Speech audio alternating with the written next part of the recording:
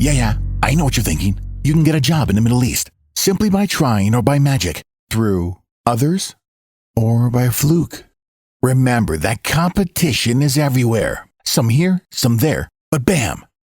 Loy Machedo is the best.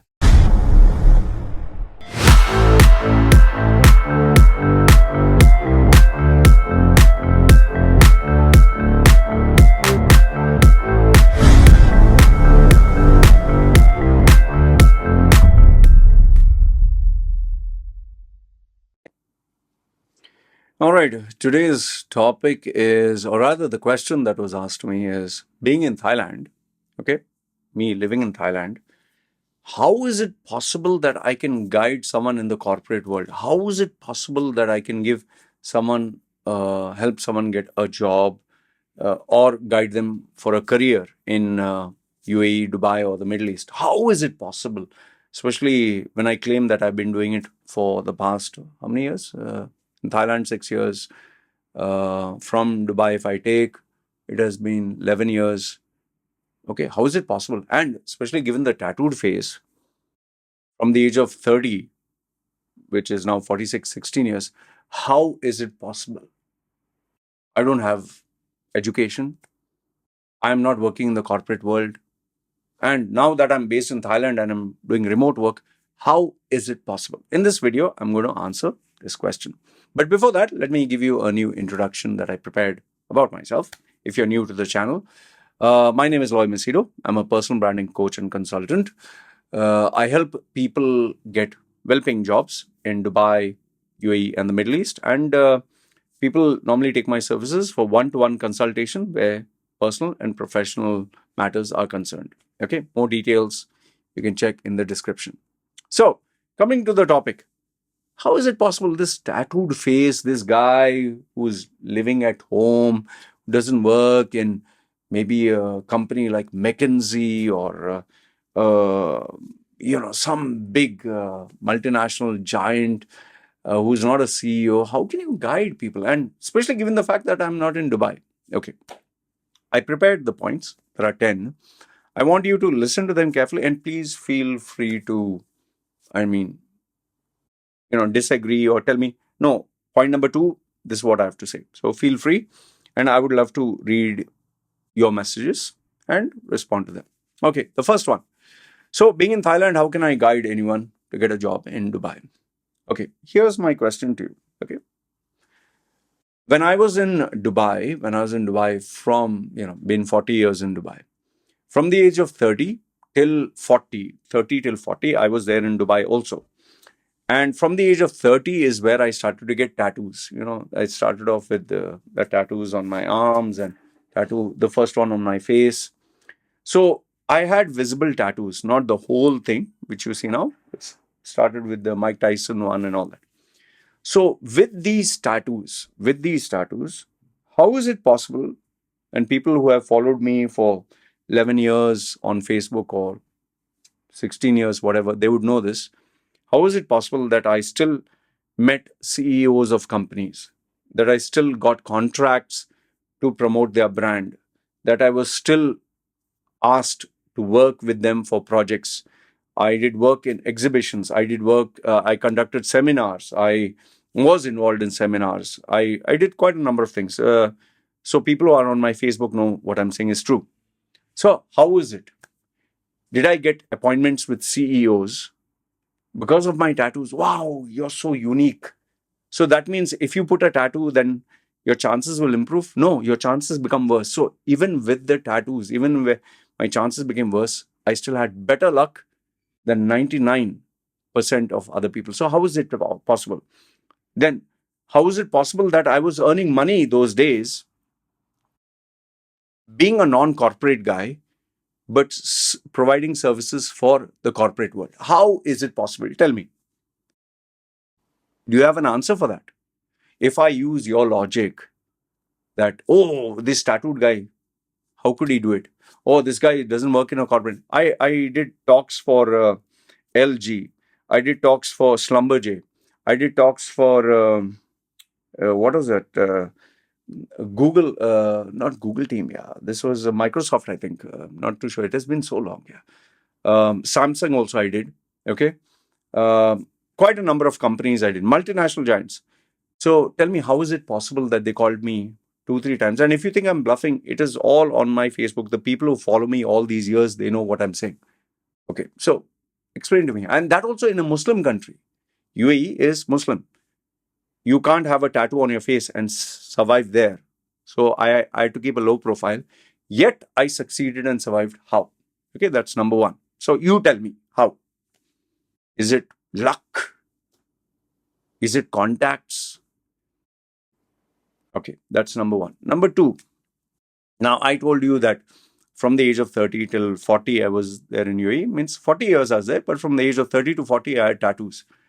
So if what you claim that I don't have any corporate experience, which is true, I chose not to work in the corporate world. How is it that I made money? And obviously, I can make money only through the corporate world. When I was there in the Middle East, when I was there in UAE, I made money from the corporate world. One-to-one coaching came later and then became a full-time now. And the only reason for that is because I was tired of getting PDCs. All companies give you a check, which you can encash only after 1 month or sometimes 2 months or 9 months. It was a big headache to follow up. I hated that. And then obviously, if I wanted to conduct a training program, the training manager was very sly. Give me all your content, give me all your material. I need to approve it. What he was basically doing was copying all my stuff. So that is why I got tired of the corporate world. I was tired of the bureaucracy of getting money. I was tired of the double standards that they're playing. They would take your material and they would copy it.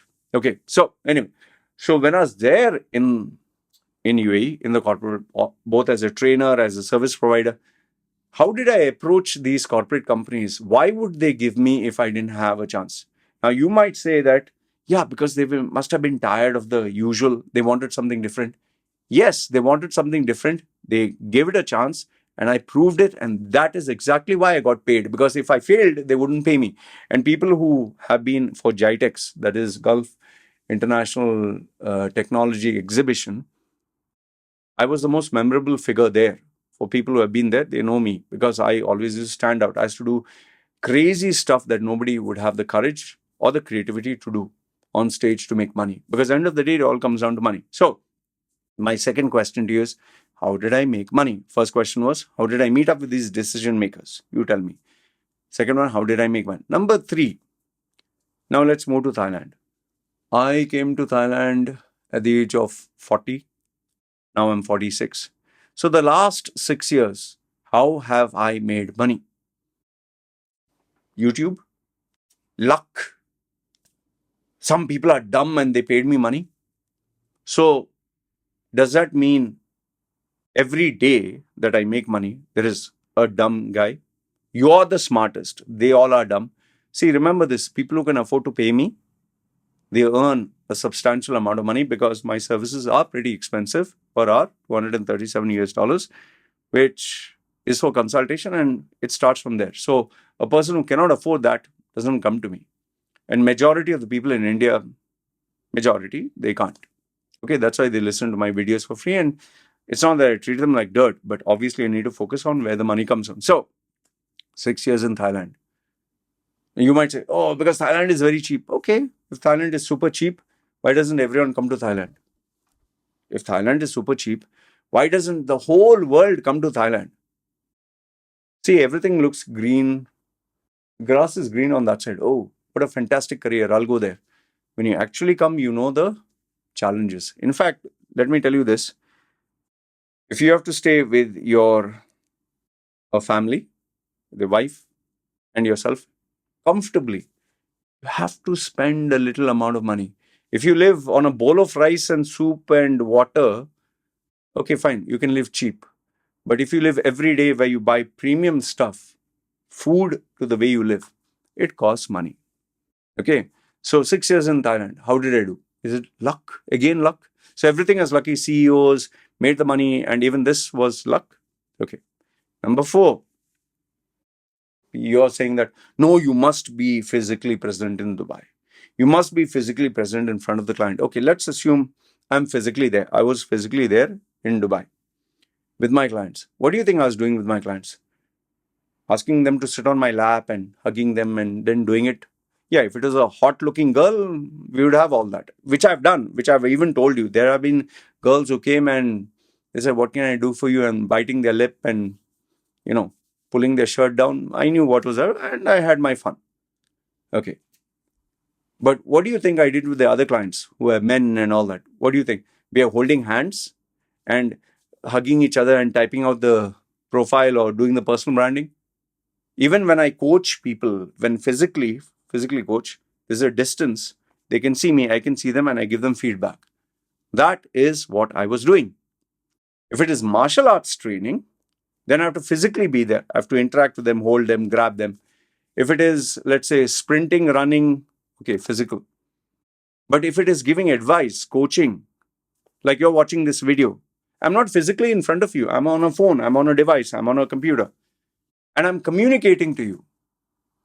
So, do you think I need to be physically present in front of you to have that impact? I mean, what kind of retard are you, man? So, when you watch all these videos, you listen to all these educational podcasts and seminars, are you physically going there? Are you physically sitting? Are you telling yourself, no, sorry, you can't physically guide me. I have to be there. And here's the thing: if only corporate people could advise corporate people to succeed, there would be no podcast, there would be no YouTuber, there would be no author, there would be no content creator on this planet. All would be exclusive. Why do you think people from different disciplines try someone else? Why do you think there's always someone who's creative and different and original, and people are tired of the same old stuff? They want to try because it's becoming a crowded marketplace and you have to do something to stand out. That is why brands are challenging themselves to try something different. Okay, next one. Number 5, self-education. Do you need a teacher physically in front of you? Or can the teacher communicate through Zoom calls? Can they do it through books? Can they do it through podcasts, videos, MP3s, DVDs? So is a person being with all my education that I've done, self-education, all these years, from the age of, I think, 16, all books, not a single physical person was there. So shouldn't it be your theory that how can you do it? How can you guide someone? How can you coach someone? And I made all these progress, all these changes by that. Point number 6. This is very important. Just because you can't do it or you have not done it doesn't mean others can't do it or others have not done it. Understand this much. Because sometimes I know you might have not achieved 1,000,000. Does that mean nobody else can achieve 1,000,000? Even I tell my clients, look, I'm very happy with my life. Very, very happy. I'm not a millionaire, but extremely happy, which is worth more than millions. I've got offers here and there. Don't want to work with anyone or for anyone. But that doesn't mean you can't be happier. That doesn't mean you can't be better. That doesn't mean you can't achieve much more. That is where a coach, when they train their student, like Michael Jordan's coach, Mike Tyson's coach, maybe they never achieved the greatness that Mike Tyson would have achieved, or the glory, or the fame, or the money. Doesn't mean they can't coach them or train them. So your limitations now, don't put it on someone else and say, you can't do it. Why? Because even I couldn't do it.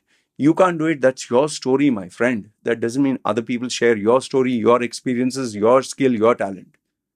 Okay. Number 7.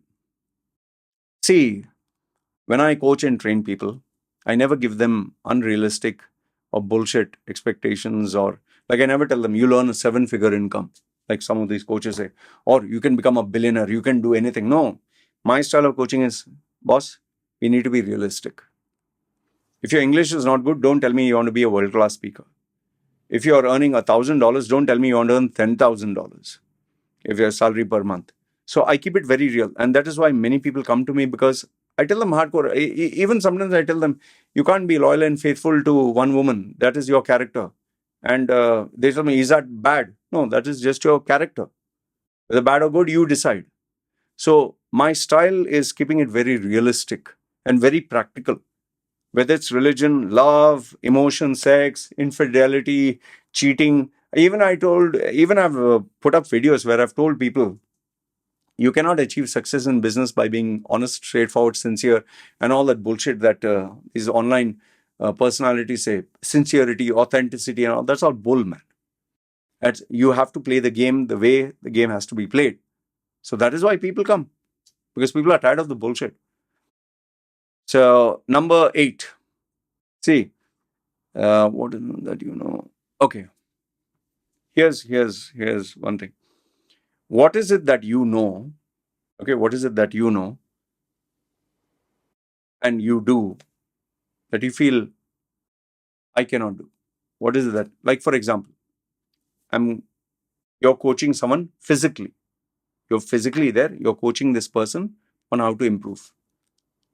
What do you believe I can't do, being that I'm not online? I'm sorry, I'm online. I'm not physically there. What do you think I can't do? Like, because you're physically with the person, there's more intimate, or there's more trust, or you can walk together. Yeah, face-to-face interaction is important. I'll agree 100%. Like when I speak to my old clients whom I used to spend time with, and today I'm just on online, there is a gap. Agreed, physically. But the effectiveness of what I communicate is not diminished or doesn't increase when I'm with them, because I'm still communicating. When I communicate to them, they can see, they can hear, they can feel the message. The same thing online, right? Only difference is one is the physical person, next one is real. But we are not engaging in physical intimacy here. Does that make sense? Number 9. Look, I've been doing this full-time for 26 years, online 16 years, and full-time 11 years. Okay? To give you an idea.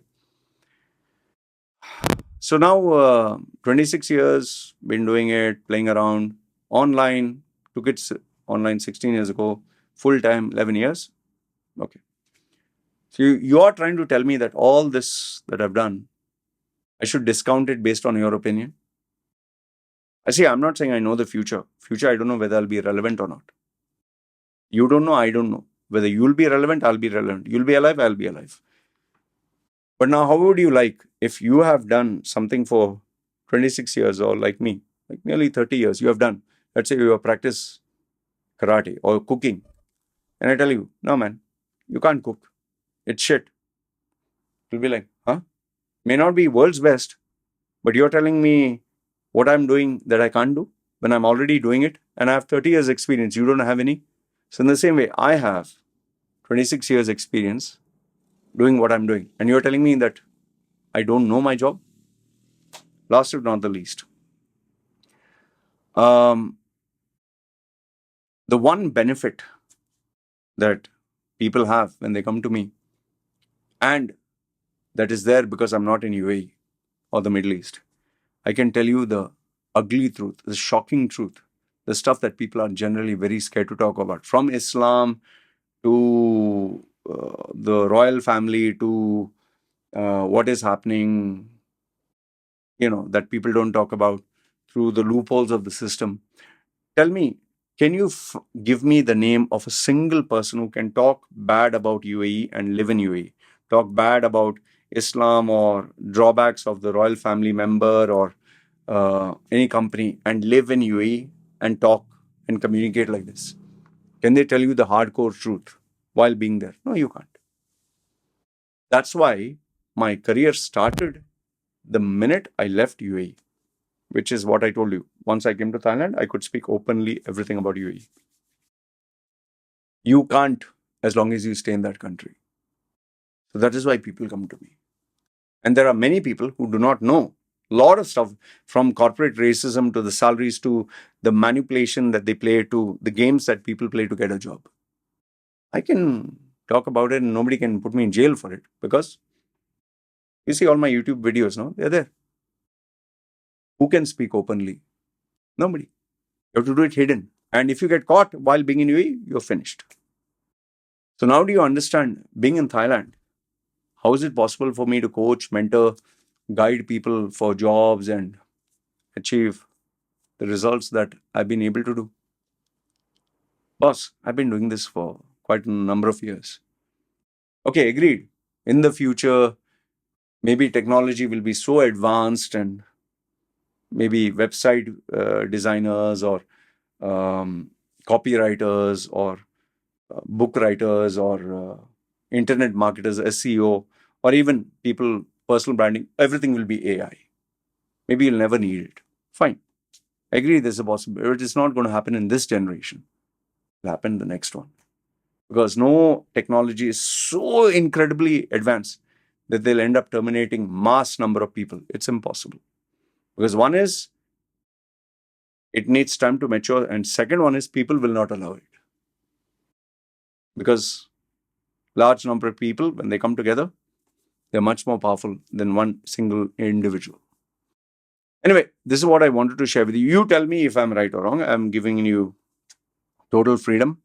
And you tell me, do you seriously feel that physically sitting with a person, or like how you said, in the corporate world, you can only guide people in the corporate world if you are in the corporate world, or you can only guide someone if you're physically present with them, or you are in only if you are in Dubai and you are right now in Dubai and you stay in Dubai, only then you can guide people in Dubai.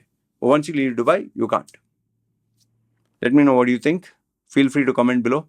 I'd love to hear from you. And one final thing, what I feel funny is I just had a conversation with my client. I just spoke to my client, and today 3 clients. So if what you're saying was true, I wouldn't get any client. How is it possible that I'm getting? Anyway, good, bad, ugly. Let me know your thoughts. I'd love to hear from you. This is me signing off. You guys take care.